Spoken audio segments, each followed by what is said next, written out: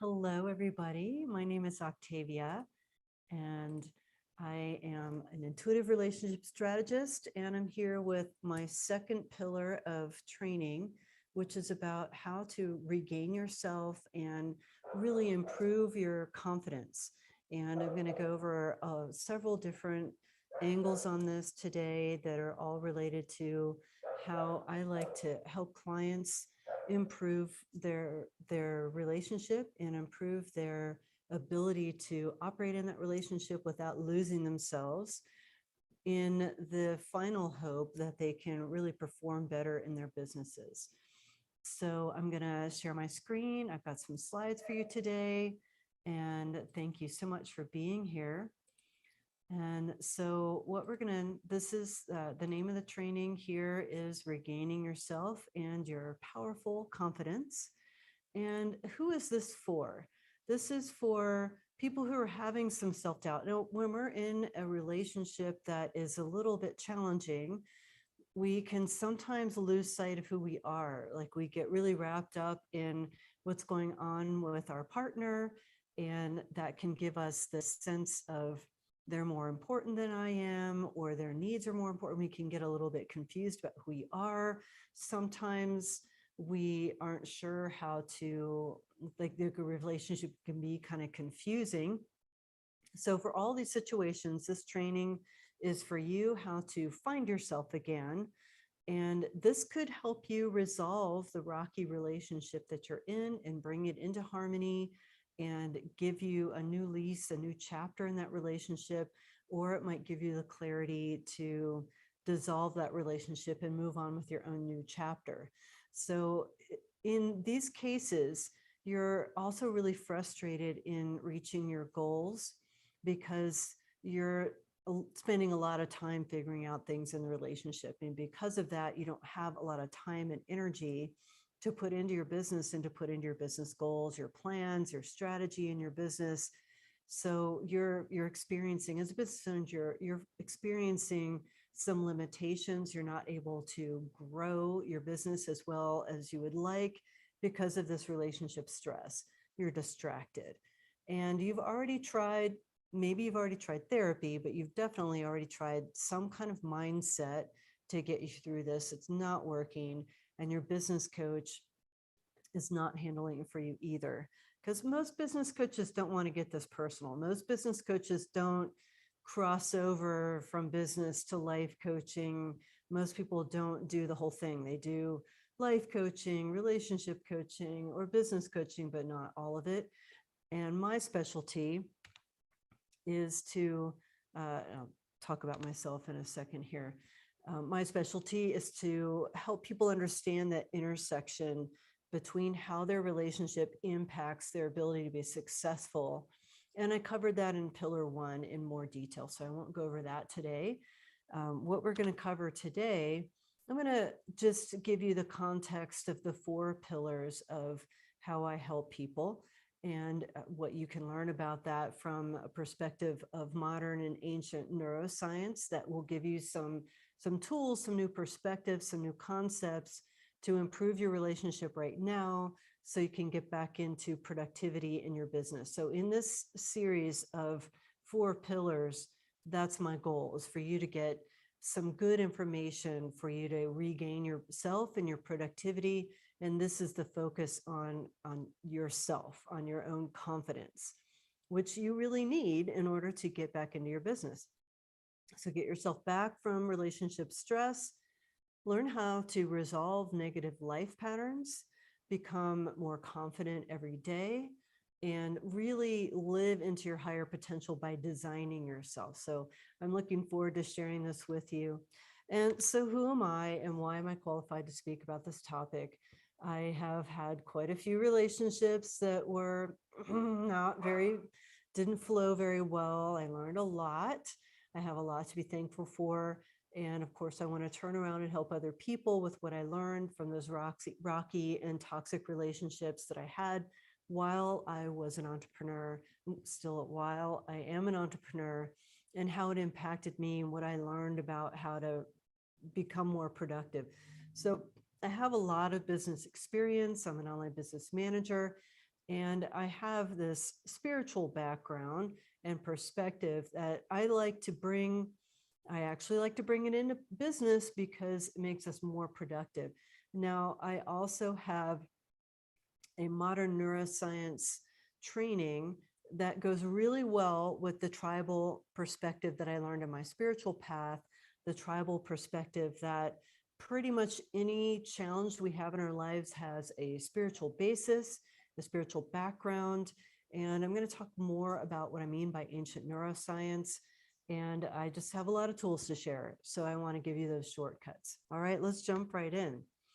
So in my first training, which you can find, I have a lot of training about how to solve relationship worries. I talked about a rocky relationship, a toxic relationship, a relationship that you can recover and improve versus relationships where you might need to say, cut your losses and get out, how to protect your assets. So I touch on a lot of things in that first training. You might want to investigate that. Today, we're going to be talking about confidence and finding yourself again in the context of a relationship or after a breakup. A lot of times we're like, we're opening a new chapter, we're spinning, we don't really know what's going on. So we want to find ourselves after a breakup as well. My third pillar in the next training is going to be about how to protect your assets. Like, what are the strategies you can do?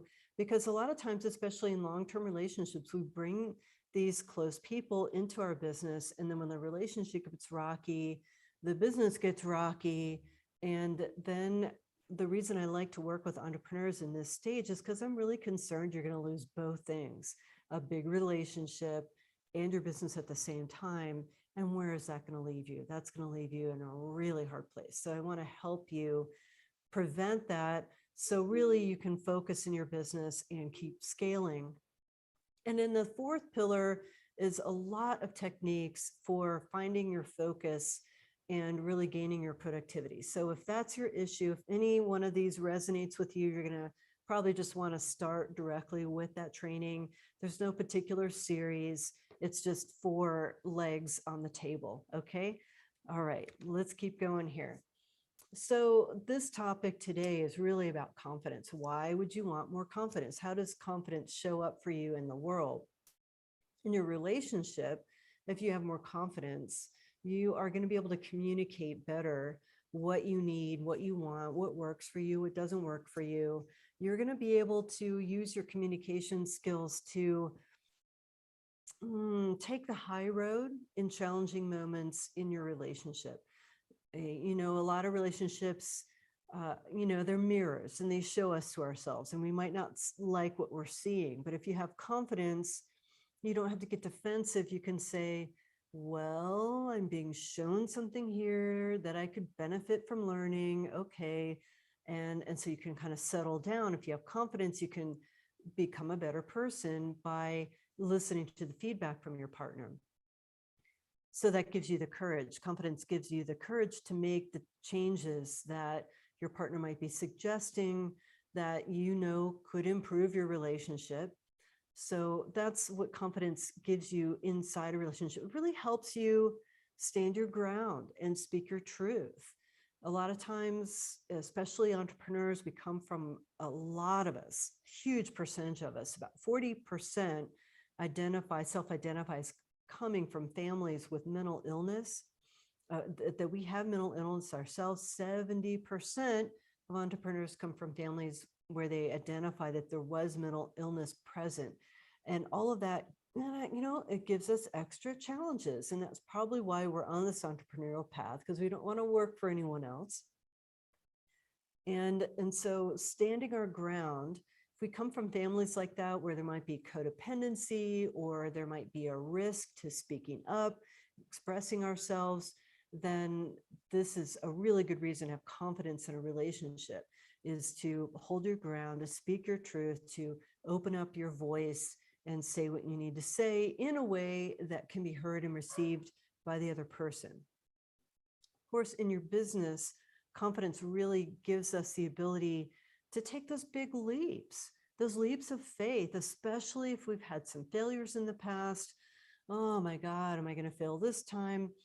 we have an inner strength that confidence gives us that allows us to take those bigger leaps. And it gives us that oomph, that passion when we're all the way in our relationship, in our business.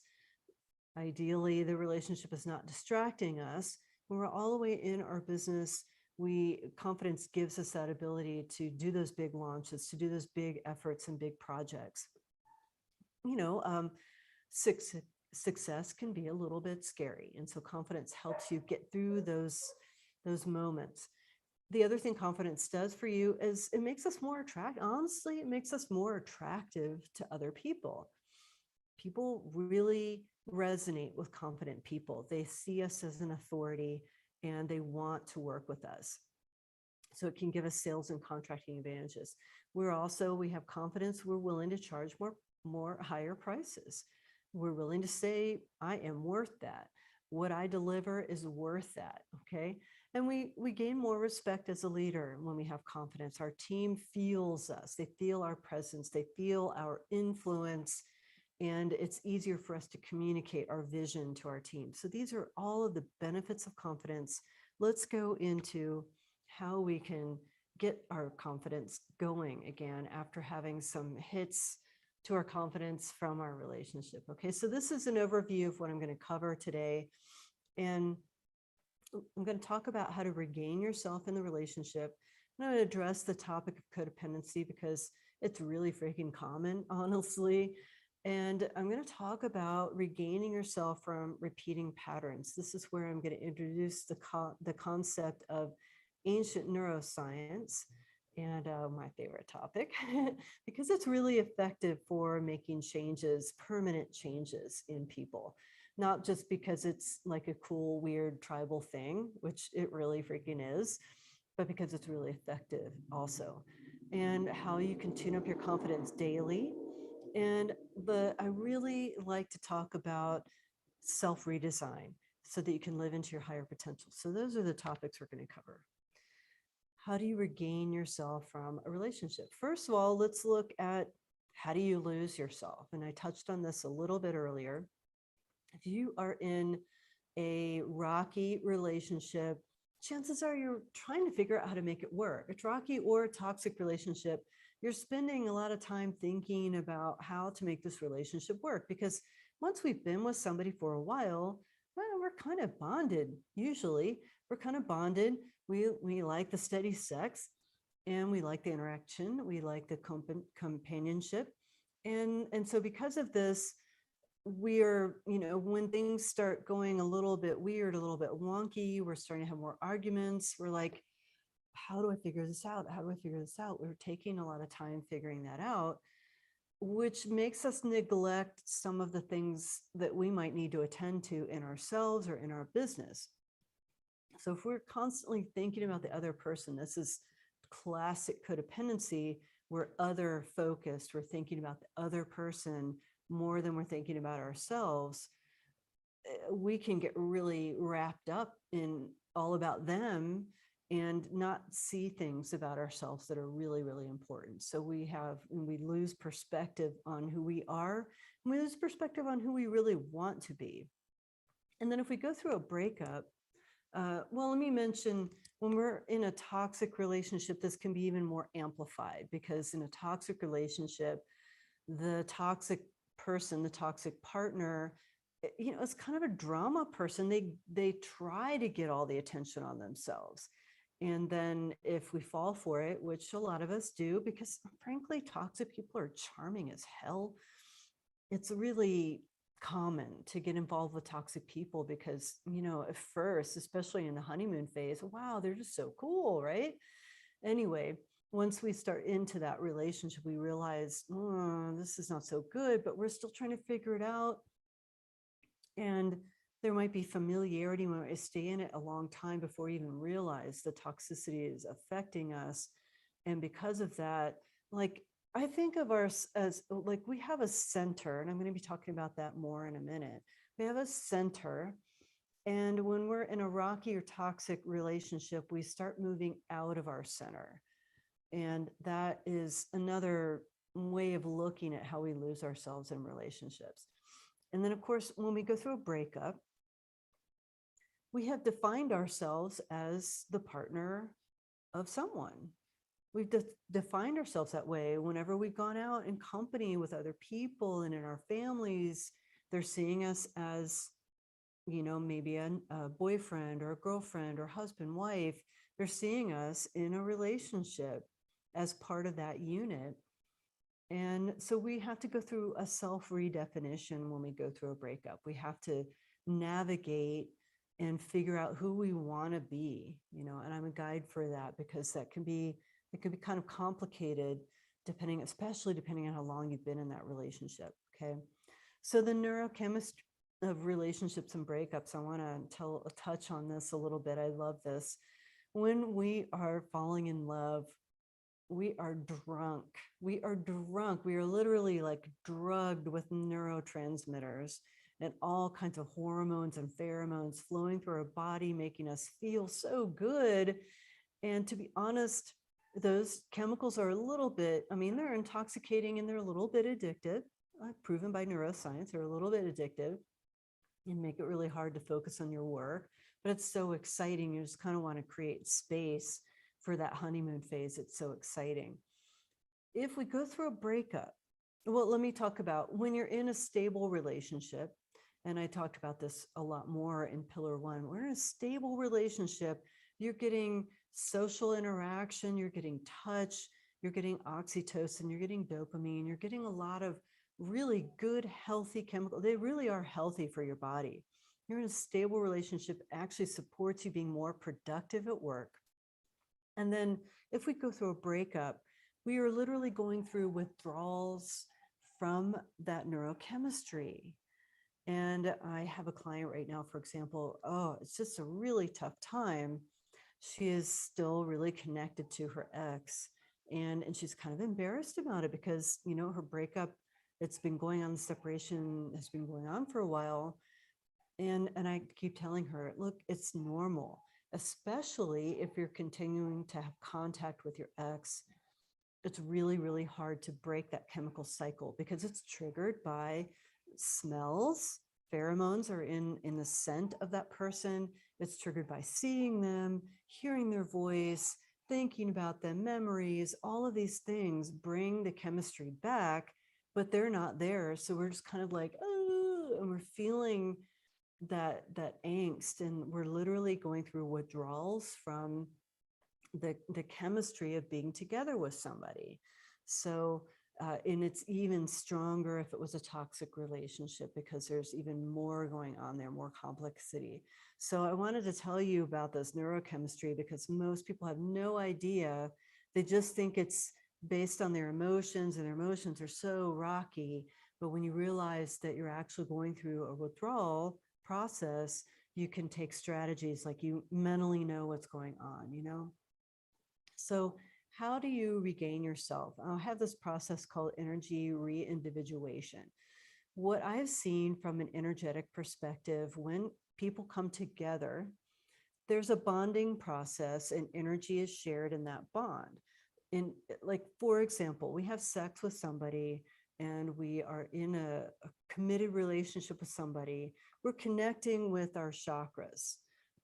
Most of the time, from an energy perspective, an intuitive like me can see that there are connections between the two people's energy systems. In rocky or toxic relationships, especially codependency, we see that there's an interchange of energies between the two people. In those cases, this is not necessarily a bad thing. If the relationship is stable and healthy, there can be really healthy energy connections that we want to maintain. Most of the time when we have a really intimate, healthy connection, we're going to have connections between each of our chakras with that other person.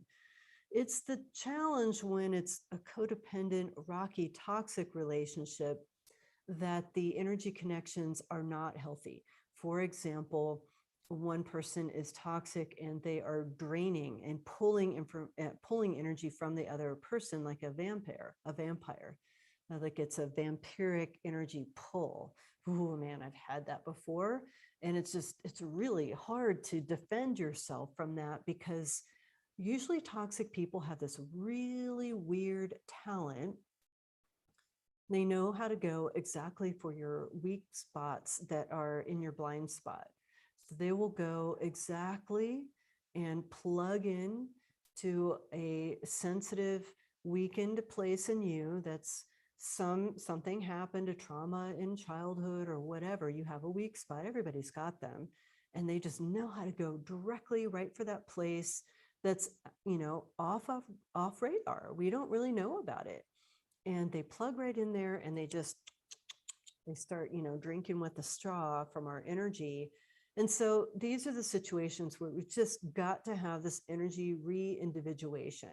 And this creates so much clarity for my clients, because what's happening is it's the analogy of running a car with the wrong gasoline applies here. So if you put the wrong kind of gasoline in your car, it's going to sputter, right? It's not going to go very well. And that's actually what's happening. Now, a lot of times people are really strong. They don't notice for a while that somebody's been stealing their energy until they find that they aren't thinking very clearly. They have low energy. They aren't making very good decisions. They're just starting to question and wonder. Their confidence is starting to get eroded. So those are symptoms and signs that somebody is either dumping a lot of their energy in you or taking some of your energy from you. And most of the time, it's both of those things. And so I have a process using what I call the portal of compassion to separate energies back out. And when that happens, like, it's just natural. You have yourself back. You can think clearly again. You are connected to your resources, to all of, like, yourself again. You're like, oh, wow, this feels so good. I remember who I am again. It's so good. So I love this process. I do it really early on in any kind of client engagement because it gives so much back so quickly. I put this last bullet point in here because we get so involved in our businesses.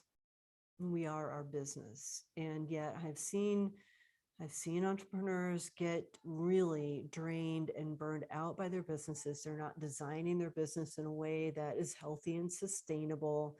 They start working so many long hours and never taking breaks or vacations. And I got to ask this question, are you healthy? Is the relationship between you and your business, is it good and healthy? And an intuitive can also read energy between you and your business to find out if you've got good boundaries there. But, it's not that hard to figure out. How many hours are you working? Are you ever taking vacations? When you take vacations, you feel like guilty as hell? Are you still on your phone half the day, trying to get stuff done on your computer? Or do you really have good boundaries in place with your business? All right, let's move on. So the second thing, now I kind of planted a seed that I was going to talk to you a little bit more about ancient neuroscience. So before I get to that, let me talk about what kind of repeating patterns. All right, well, classically, what I say, if you're an employee, it would be like the same job with a different company.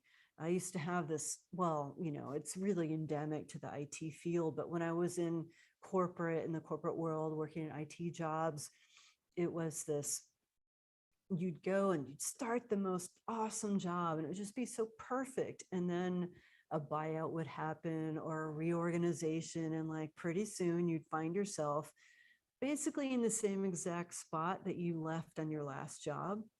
Another repeating pattern would be same girlfriend, boyfriend, different name. So I met somebody who's like, it's October. It's time for me to get involved with somebody that's where it's not going to work out. And they have this exact profile. Like he did it every freaking fall. It's hilarious. He had the same girlfriend every fall with a different name, every season. So we get into these recurring patterns, but they can be self-sabotage maneuvers with our business where we aren't able to do the thing that makes the most money, or like there's just certain things we can't do. For me, it was social media. it's still really challenging, but I'm much, much better now. And, but we have these habits that are where we know that that habit is not taking us in the right direction. So now I'm going to talk about like, where do those habits come from? Okay.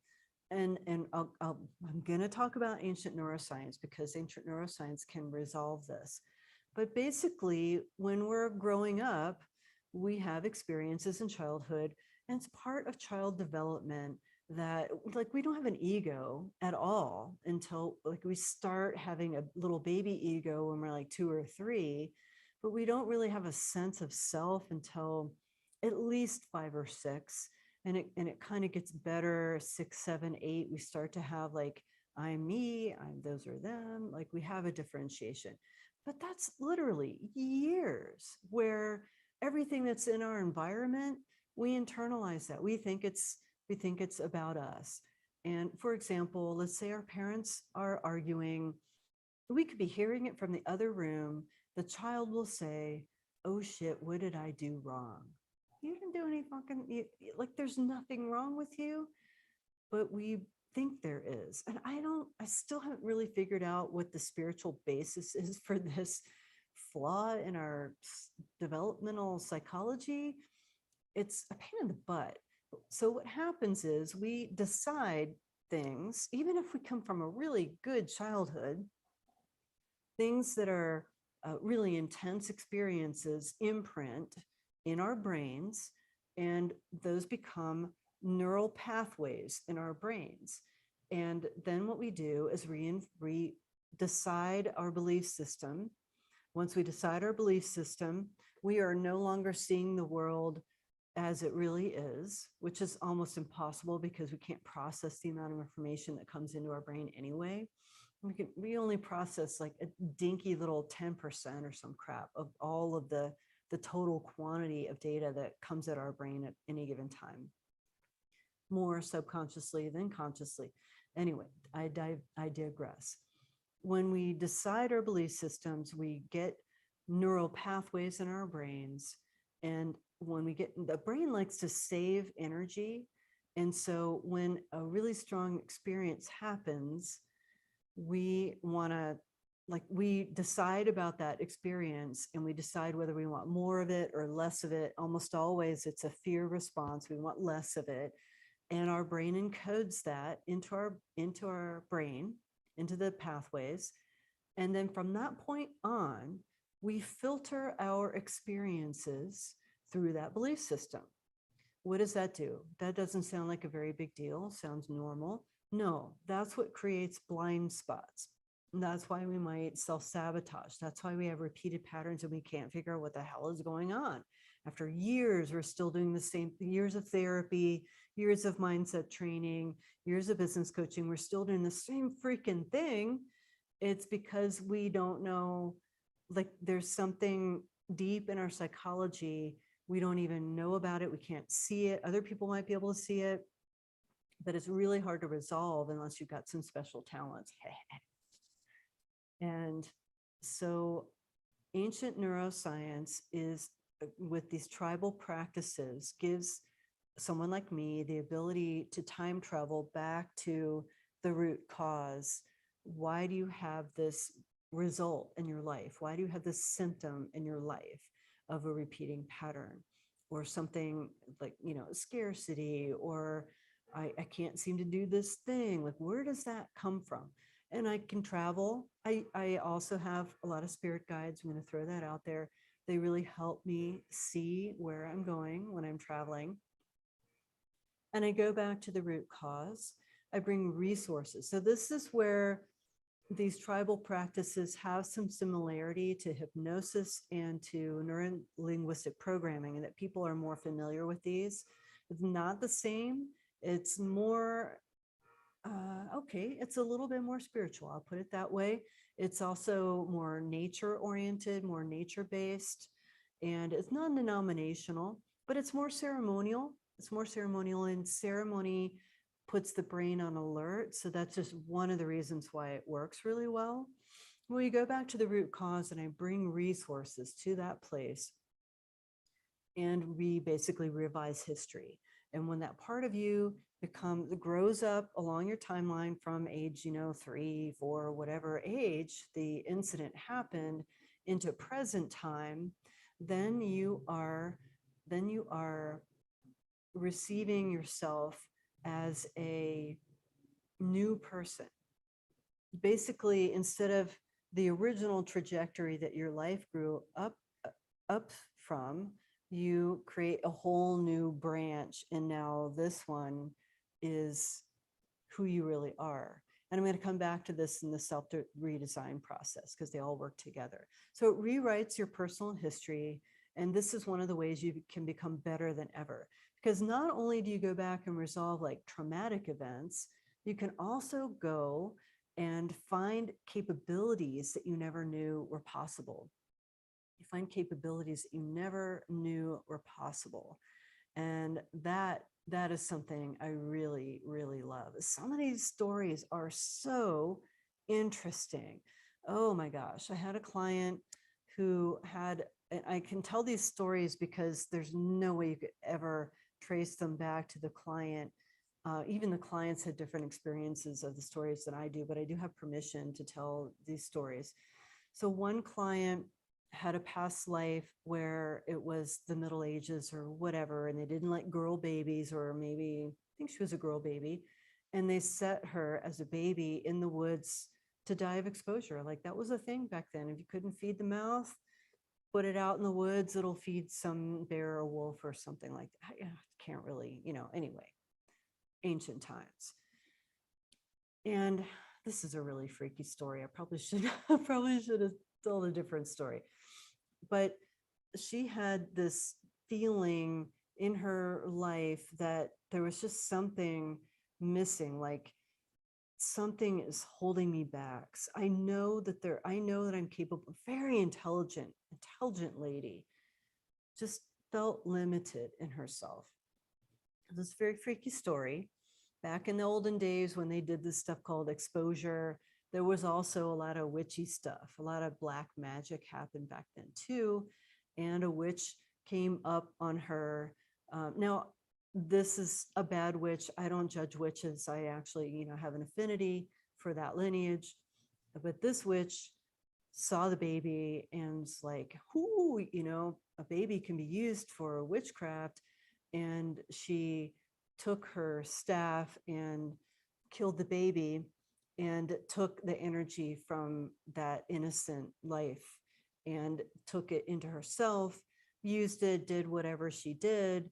She died, but the energy between the two souls was still bound together. So this is a more dramatic version of the story, but when I go back, and I don't know everything about how to fix these situations, but my guides do. And they go and they fix all of that, and they untangle all the energy and get her energy back for her. And then she was able to move ahead in her life, got like a fantastic job, making a lot more money than she expected she'd be able to, really thriving now, really, really excited for her. Let's see if I can come up with another really cool client story off the cuff. Well, I'm going to tell like an aggregate type of story. And I alluded to it before, but let's say I had a client. Should I tell the Muse story? Okay, that's a fun story. So I had a client who was a creative, and he was like, God, I used to be flooded with ideas on how to write really good music, really good songs. And now, like, I get one every now and then. I'm just not nearly as prolific as I used to be. So we traveled back, we figured out what was going on. What was going on was his internal muse, the one that inspired him in his music, got pissed off. It turned out that one night he was drinking with some friends, and he was bragging about, oh my God, I have so many ideas. I just can't even act on them all. They're just flooding me all the time. And the muse was like, oh, really? So you don't need me. And his inner muse we found him on a beach, like miles and miles and miles away from his psychology. So we had to kind of woo the muse back. and bring the Muse back home. And then when the Muse came back, they made up and made friends, and the Muse had some demands and whatnot. But when the Muse came back again, he was flush with ideas, just like he had been before. So those are two like really fun stories. I'm going to tell one more really quickly because it's going to be an amalgam of what often happens, and you'll see the parallels with hypnosis in this one in neurolinguistic programming. So oftentimes I bring people into kind of a trance state because I'm entering into the subconscious and entering into their psychology. And we went back to a moment in childhood that was traumatizing. A lot of the clients I work with were abused in some regard, a lot of mental and emotional abuse in childhood that, brought them to the place of adulthood that they are now. And so going back into a representative moment that resolves a bunch of these different emotional issues. And what I do is I bring in, so they're in a trance state, I go and I find this moment and I can tell the story of what happened in that moment. And then I bring in resources that they didn't have, like the perfect parents. So they had messed up parents. Now they've got, a divine father who's protecting them and a divine mother who's comforting them and educating. And now they're a harmonious family, protected and having a wonderful family life. And it's literally a rewriting of the personal history. And when they come back, they have those resources inside them. So it brings a lot of confidence back, home. Yeah. All right. Let's move on. All right. So the daily confidence tune-up. This is a set of visualizations that is, these visualizations are part of other meditations. I call it my signature meditation, column of light meditation. And I've taught this to thousands of people. And it really improves a lot of different things. So it's connecting to the earth, called grounding to the earth, connecting to the earth, which calms your body down. So anybody that has anxiety, it's really, really good to help you with anxiety. And then also you connect from the crown chakra to the center of the universe, which is great for depression, because when you're depressed, like you're heavy. And when you lift your energy up, it can bring you into a higher state. So when you're connecting in these two poles, you're going to bring this energy into your spinal column, the universal energy and the earth energy, to each one of your chakras and along your spinal column. And you're going to bring your chakras back in along your spinal column. So some people have heard of the grounded and centered as like an ideal to do with your energy. I agree. And that's why I teach this, because when we're grounded and centered, we're perceived by other people as very magnetic and powerful. Not only that, but if you are one of these people, you're tired in your life. I have one of my clients is just emotionally exhausted from enduring her toxic relationship for so long. This fills up your chakras. And each chakra pertains to a different aspect of your life on the mental, emotional, spiritual, and physical levels. And because of that, when you bring energy into your chakras, you're fluffing up energetically your whole entire life. So it's a whole life tune-up. And you're protecting yourself from vampires and from codependency, because when you're centered, I mentioned this a little bit earlier, you notice, you can start to train yourself to notice when you are being pulled off center, when you're being pulled forward. Oftentimes it's a vampiric force, or you're leaning into somebody else's drama and trying to be codependent, or if somebody is projecting toxic energy at you, you'll lean back. So anytime you're not in your center, it becomes a sign, a signal. You're like, wait a minute. And you might even literally physically move your body like I just did. So this meditation gives you that radar to identify when you're misbehaving with your energy or getting ready to get entangled with somebody and having a bad boundary with somebody. And I mentioned this, you're perceived as magnetic and influential because your energy is stronger than the average person out there. So that's how you can do your daily confidence tune-up. This is one aspect that I just really, really enjoy, guided self-redesign. So when you have these obstacles and negative patterns, and I really talked about this already, I don't need to go back. It's the same negative patterns we talked about before that arise from laying down more and more reinforcement on those childhood belief systems that are not relevant at all in our adult life, but we can't see them. We don't know they're in there. Like we don't know how to change them, totally in our blind spot. So this is why we have obstacles and negative patterns. They're in our subconscious mind. So part of what I teach is how to reprogram the subconscious mind. So the ancient neuroscience that I mentioned before, where we go back and journey, that is a journey into the subconscious mind. And we revise, when we're revising history, we're revising and reprogramming the subconscious mind. So I also use subliminal audios. I intuitively create subliminal audios to support the changes in the subconscious mind. But I want to tell you that according to neuroscience, the brain is completely adaptable, and it does not matter how old we are. I will say that my younger clients adapt more quickly because they have fewer years of reinforcement of the negative belief systems. My older clients seems to take a little bit longer, but there is a process, a tried and true process of self-transformation that allows you to be whoever the heck you want to be.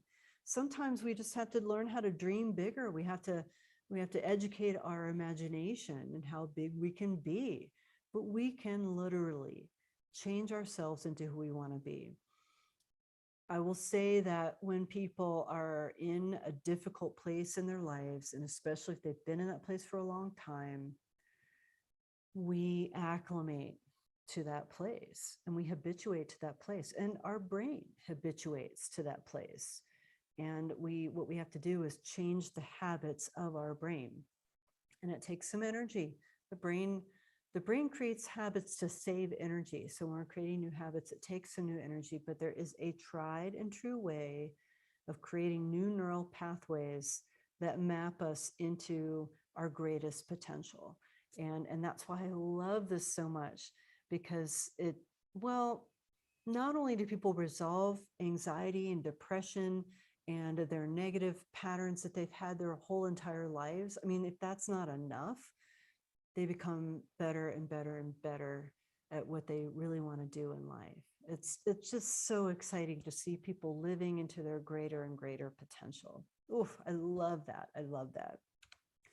So in summary, I'm going to start wrapping up here. In summary, what we covered today, I gave the context about the 4 pillars of basically how to be productive in your business while you're resolving relationship worries, and how to be yourself, how to separate yourself enough from the relationship that you've got the clarity, you can stand in your truth, set really good boundaries, and really have yourself back. Because who are we if we're not ourselves? We can't live into our greater potential if we've got a boat anchor, tied to somebody else that's not supporting us and moving forward. Those are really difficult situations. Not only that, but you can become more and more and more of who you really are by reclaiming yourself from these past scenarios. So you can get out of your blind spot and be more productive. The things that were hard before get easier. Not only do you have more confidence to take the big leaps, the stuff that you just ground through before, you find, I have energy for that now. For me, it used to be numbers. Oh God, anything used to be numbers. But I went back and I found the part of me that had problems with numbers, and I found the part of me that was really good at numbers, and brought all that back home. And I really have a lot more stamina and perseverance and accuracy with numbers now. Oh my God, what a relief. Who doesn't need the numbers hat where you're an entrepreneur? It's really important. So you can become more confident every single day with the Calm of Light meditation, tuning up all your chakras, rejuvenating and educating yourself. And all of this ties into living into your greater potential. And like, okay, I'm going to just say one thing I hadn't said before. When you live into your greater potential, what's really exciting about that is you can finally start making the money that allows you to create your own philanthropic charity legacy. You know, mine is to create a bee sanctuary where the bees have a habitat so that we don't lose all the bees in the world. There's like, ooh, it's pretty scary, and they're a really major part of our food chain. And so that's my vision. But everybody that I work with, all the entrepreneurs I know, have this like, I want to be this, I want to have this legacy, and it pulls us forward. It's the passion that helps us get out of bed when we're not too sure we want to get out of bed. And so I really like to see people living to the greater potential so that we can make the world a better place, like honestly. All right. So what do you do from here? I want you to, yeah, please let me know if there's something that you really valued about this presentation. What was it that you saw here that gave you something really important? And send me a direct message if you have any questions. I have a lot of free resources. I really like to help people. And I really, really appreciate your attention today. Thank you so much for being here. I want to stop the screen share and say this in person. Thanks a lot for being here. It's been a real pleasure. And I look forward to seeing you in Pillar 3, where we talk about how to protect your assets and scale your business. And it's going to be tied into everything. And have a fantastic rest of your day. I'm Octavia Brooks, intuitive relationship strategist, and I'll see you next time.